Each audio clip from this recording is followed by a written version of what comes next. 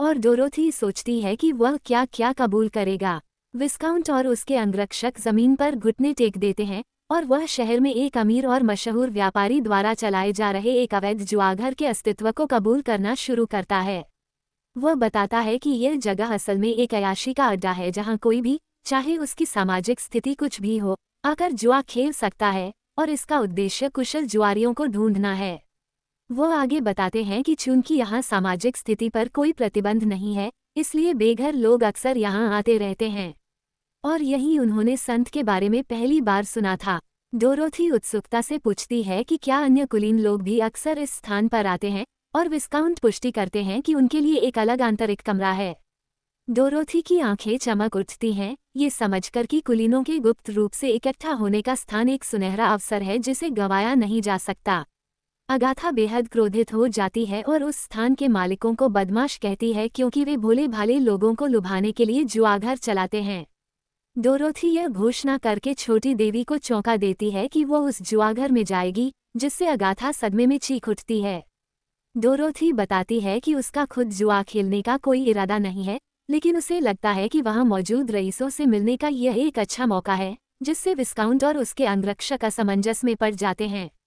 अंगरक्षक सोचते हैं कि वह अचानक खुद से क्यों बात कर रही है। तभी डोरोथी मुड़कर अगाथा से फुसफुसाती है और उसे याद दिलाती है कि उसे पैसे की परवाह नहीं है और यह जगह उसके बारे में अफवाहें फैलाने के लिए एकदम सही है। अगाथा हिचकिचाती है क्योंकि उसे एक देवी का जुआघर जाना पसंद नहीं आता, लेकिन डोरोथी जिद करती है, इसलिए देवी अनिच्छा से बस इस बार के लिए मान जाती है। अगाथा को समझाने में सफल होने के बाद डोरोथी विजयी मुस्कान के साथ विस्काउंट की ओर मुड़ती है और उसे अड्डे का पता दिखाने का आदेश देती है। एक भव्य इमारत के सामने पहुंचकर वे अवैध जुए के अड्डे पर पहुंचते हैं और डोरोथी पुष्टि करती है कि यही वह जगह है जहां वे जाना चाहते थे। अंदर वो जगह रईसों और विभिन्न वर्गों के लोगों से भरी हुई है, जो शोरगुल भरे माहौल में अलग अलग जुए के खेलों में मग्न हैं। डोरोथी आश्चर्य व्यक्त करती है, ये जगह उसकी कल्पना से कहीं अधिक बड़ी और भीड़भाड़ वाली है। अगाथा टिप्पणी करती है कि यह जगह बहुत ही अव्यवस्थित है, जहां अपराधबोध, क्रोध, निराशा, परमानंद और जुनून जैसी सभी प्रकार की भावनाएं आपस में गुंथी हुई हैं। लेकिन डोरोथी को एहसास होता है कि उस जगह का भावनात्मक उथल पुथल इतना तीव्र है कि वह अगाथा की मदद के बिना भी इसे स्वयं देख सकती है। विस्काउंट भयभीत होकर डोरोथी के पास आता है और पूछता है कि क्या ईश्वर अब भी उससे नाराज है और क्या वह बच पाएगा। डोरोथी पुष्टि करती है कि उसने डोरोथी द्वारा कही गई सभी बातें मान ली हैं और फिर उसे अपनी पत्नी के सामने गिड़गिड़ाने और अपना जीवन अपने पापों का प्रायश्चित करने में बिताने, उसके सेवक के रूप में जीवन व्यतीत करने के लिए कहती है, और तभी उसका भला होगा। उसे जाने देने से पहले वो उससे अंदर के कमरे तक ले जाने का अनुरोध करती है और वह डर से कांपते हुए तुरंत मान जाता है। विस्काउंट उन्हें भारी सुरक्षा वाले एक विशाल दरवाजे तक ले जाता है, जहां से महंगे इत्रों की खुशबू आ रही थी। डोरोथी उससे कहती है कि वह पहले अंदर जाएगी। अंदर नकाबपोश दो महिलाएं उसके प्रवेश से आश्चर्यचकित हो जाती हैं और सोचने लगती हैं कि क्या वह आज उनकी प्रतिद्वंदी है, क्योंकि उनका चयन जल्दी हो गया था। दो अन्य रईस आपस में फुसफुसाते हैं, जिनमें से एक सोचता है कि क्या नई खिलाड़ी बहुत कुशल है, जबकि दूसरा स्पष्ट करता है कि अभी तक किसी का चयन नहीं हुआ है और संभवतः वह विस्काउंट द्वारा लाई गई कोई महिला है। एक महिला आपत्ति जताती है कि यह नियमों का उल्लंघन है, जबकि एक ऊंची जगह से ये सब देख रही महिला मुस्कुराती है। डोरोथी मन ही मन सोचती है कि अगर मनोरंजन हो तो नियमों को तोड़ने में उसे कोई आपत्ति नहीं है। तभी वह खुद को एक जुए की मेज पर पाती है, जहां उसका सामना 3 अनुभवी खिलाड़ियों से होता है। उनमें से एक महिला आत्मविश्वास भरे लहजे में उससे पूछती है कि क्या वह ताश खेलने में माहिर है। डोरोथी को एहसास होता है कि वह एक नाजुक स्थिति में है। अगर वह खेल में भाग नहीं लेती और अपने फटे पुराने कपड़ों में खुद को संत साबित करने की कोशिश करती है, तो उसे उपहास और निष्कासन के अलावा कुछ नहीं मिलेगा। दृढ़ निश्चय से भरी आंखों के साथ डोरोथी अपना फैसला करती है और इस निष्कर्ष पर पहुंचती है कि उसके पास खेल में भाग लेने के अलावा कोई विकल्प नहीं है।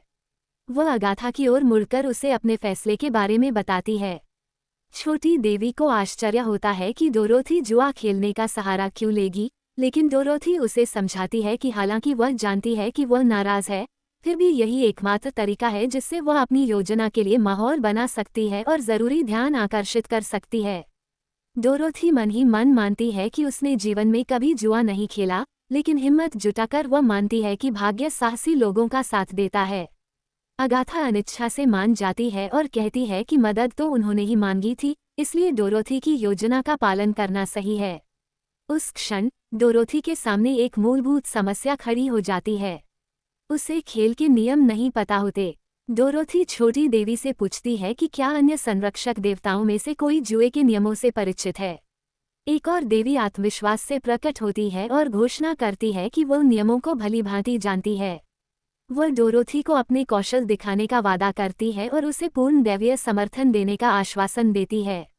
देवी की सहायता से डोरोथी पूरे आत्मविश्वास के साथ खेल में प्रवेश करती है, दांव लगाती है और उन्हें बढ़ाती जाती है और हर दौर में जोरदार तरीके से आगे बढ़ती है। विरोधियों में से एक डोरोथी के हाथों एक और हार झेलने के बाद गुस्से से चीख उठता है, जबकि डोरोथी के चेहरे पर एक धूर्त मुस्कान उसकी जीत को दर्शाती है। अन्य खिलाड़ियों के बीच कानाफूसी शुरू हो जाती है क्योंकि वे इस रहस्यमयी युवती की पहचान को लेकर असमंजस में हैं, जिसे उन्होंने पहले कभी नहीं देखा और जो अचानक इतनी कुशलता के साथ प्रकट हुई। एक रईस लगातार 3 बार हारने के बाद डोरोथी को एक और दौर के लिए चुनौती देता है और चेतावनी देता है कि अगर वह इसी तरह हारती रही तो उसका पतन हो जाएगा। शांत मुस्कान के साथ डोरोथी सोचती है कि उसकी लगातार जीत का श्रेय अगाथा को जाता है और उसे एहसास होता है कि वह सबका ध्यान आकर्षित करने लगी है और अब उसकी योजना के अगले चरण पर जाने का समय आ गया है। डोरोथी उपस्थित लोगों को संबोधित करते हुए आत्मविश्वास भरे स्वर में पूछती है कि क्या वे पारंपरिक खेल खेलते खेलते ऊब गए हैं और कुछ नया और रोमांचक आजमाने का सुझाव देती है। उसके शब्दों से उनकी जिज्ञासा जागृत होती है। वह समझाती है कि वह एक अलग प्रकार के जुए का सुझाव दे रही है। इस नए खेल में भाग लेने के लिए प्रवेश शुल्क 10 लाख है। एक रईस उत्सुकता से उससे इस नए जुए के बारे में पूछता है। आत्मविश्वास भरे हावभाव और पीछे से आ रही अगाथा के समर्थन से डोरोथी खेल का नाम संतों का खेल बताती है। डोरोथी नियमों को सरल शब्दों में समझाती है। वह एक संत की भूमिका निभाएगी जो प्रतिद्वंद्वी के छिपे हुए विचारों को पढ़ती है या उनकी उन परिस्थितियों और चिंताओं को उजागर करती है जिन्हें उन्होंने प्रकट नहीं किया है। यदि वह सही अनुमान लगाने में सफल होती है तो वह शर्त जीत जाती है। जैसा कि उसने अनुमान लगाया था, जुए के आदि और रोमांच की तलाश में रहने वाले रईसों ने संतों के खेल में भाग लिया, लेकिन उन सभी को करारी हार का सामना करना पड़ा। ये खेल महज मनोरंजन नहीं था।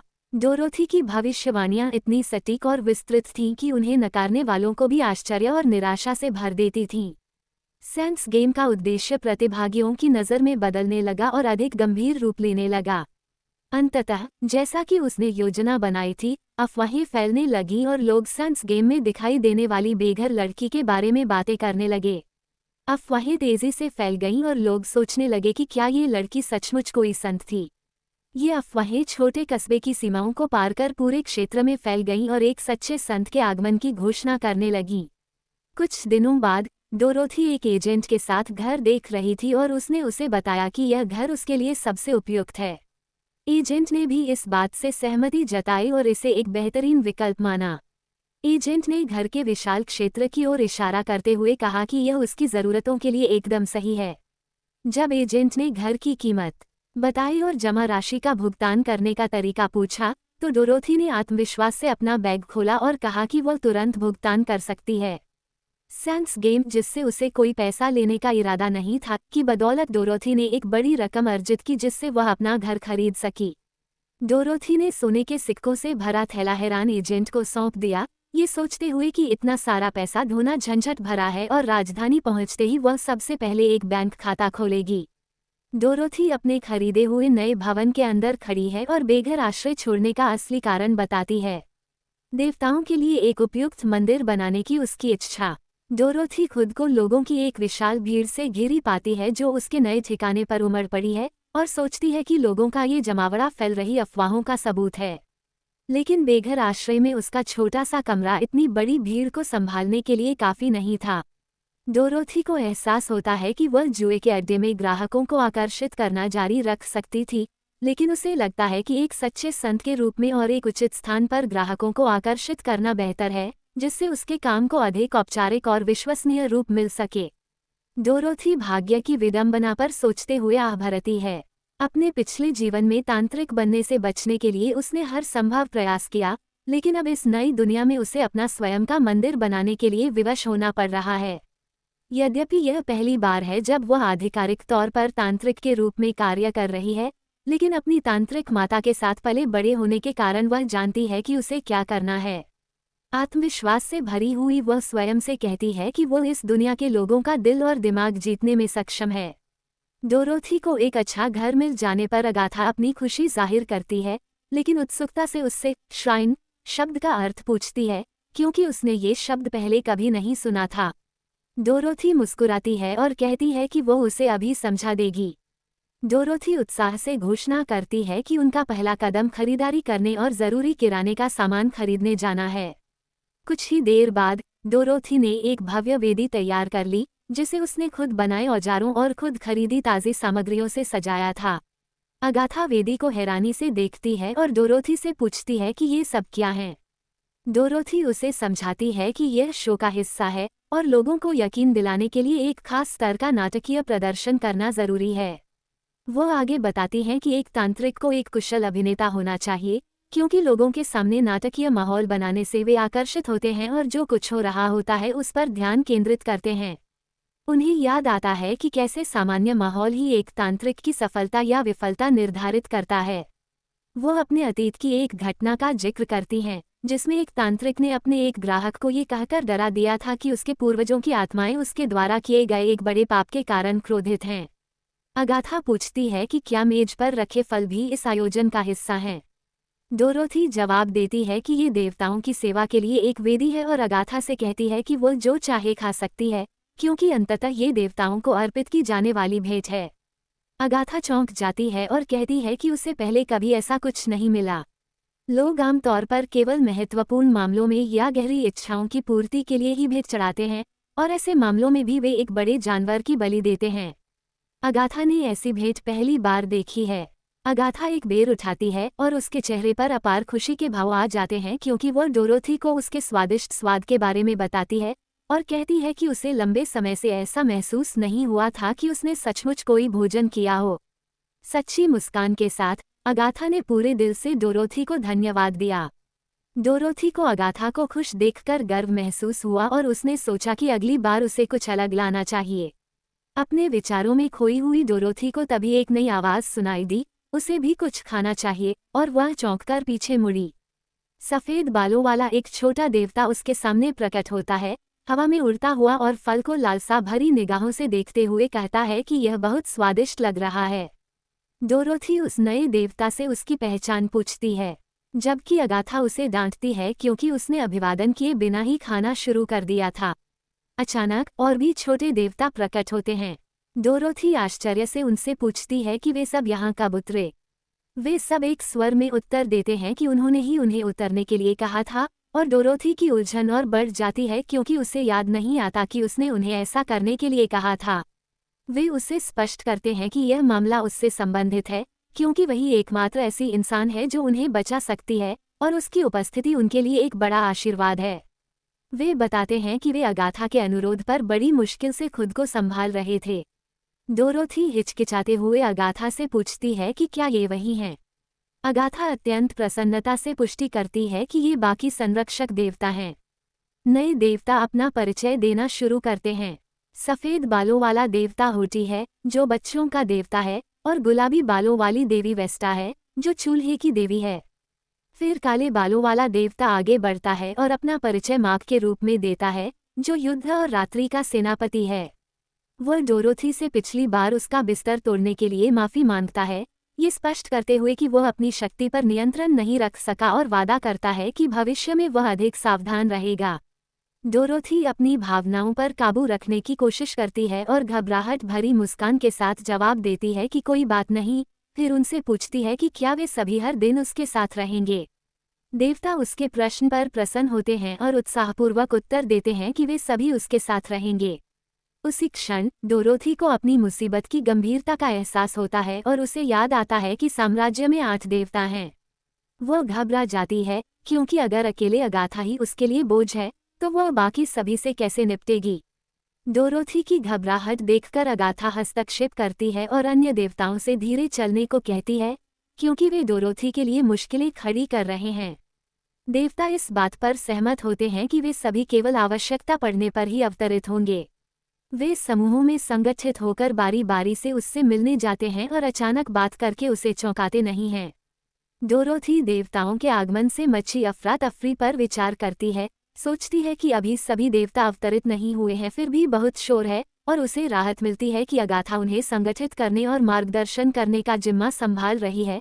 लेकिन जल्द ही वह इस मामले को एक अलग दृष्टिकोण से देखती है, यह महसूस करते हुए कि अब उसे 8 देवताओं का समर्थन प्राप्त है, तो उसे एक सम्राट से क्यों डरना चाहिए। नए आत्मविश्वास से भरकर डोरोथी आधिकारिक तौर पर संत मंदिर के उद्घाटन की घोषणा करती है, सम्राट थियोडोर का सामना करने के लिए तैयार। इस बीच शाही महल में संत के खेल के वेश में जुआ खेलने वाले एक संत के प्रकट होने की खबर आती है। एक अधिकारी सम्राट थियोडोर से इस मामले पर चर्चा करता है, जिन्हें ये खबर बेहद रोचक लगती है। सम्राट अपने हाथों में मौजूद रिपोर्ट पढ़ते हैं, जिसमें लिखा है कि संत डोरोथी झुग्गी झोपड़ियों से बाहर निकल चुकी हैं और उनकी प्रसिद्धि पूरे साम्राज्य में फैल रही है। सम्राट अपनी गहरी असंतुष्टि व्यक्त करते हैं, क्योंकि यह अकल्पनीय है कि इस साम्राज्य के स्वामी होने के नाते उन्हें अपने राज्य में प्रसिद्धि पाने वाली संत के बारे में सबसे बाद में पता चले। वे अपने सूचनादाताओं को एक पत्रकार से भी अधिक बेकार बताते हैं, जिसके बाद उनके एक सहायक को तुरंत माफी मांगनी पड़ती है। बहरहाल सम्राट इस निष्कर्ष पर पहुंचता है कि मंदिर को इतनी हताशा का सामना करना पड़ रहा होगा कि वह एक ऐसे संत के प्रकट होने का दावा कर रहा है जो केवल प्राचीन कथाओं में ही विद्यमान था। फिर वह मुख्य पुजारी की गतिविधियों के बारे में पूछता है, जिस पर उसे जवाब मिलता है कि उसने अभी तक कोई गतिविधि नहीं की है। सम्राट को ये स्थिति पूरी तरह से अप्रत्याशित लगती है, क्योंकि इस मामले के बारे में किसी को भी कुछ पता नहीं है। कुछ देर विचार करने के बाद सम्राट ने अपना निर्णय लिया, क्योंकि उन्हें समझ आ गया था कि इस स्थिति से निपटने का केवल एक ही रास्ता बचा है।